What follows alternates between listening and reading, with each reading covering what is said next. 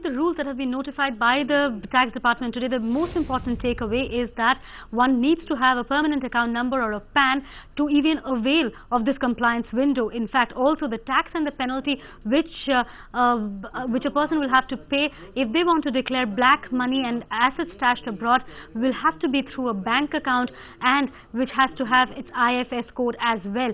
The most important takeaways also are the fact that the definition of asset has been broadened by the tax department, and also a valuation of these assets and money stashed abroad has been laid down in the rules today. As far as assets go, all movable and immovables have been included, including property, jewelry, precious stones, even archaeological artifacts and paintings.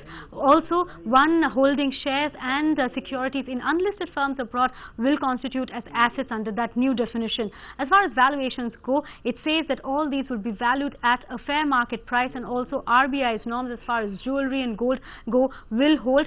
But the most important thing is that while valuing these assets, what the Indian government will ensure is that they are at a cost higher than the cost of acquisition. We have to remember here that this is the compliance window which will open on the 30th of September and will be open till the 31st of December this year. In these 4 months, you have to declare as well as pay the tax and penalty due. If you use the compliance window, it's a 60% of tax and penalty and there'll be no jail term. But with the compliance window expiring, it's a 120% tax and penalty, and obviously punitive action like 7 years of jail term.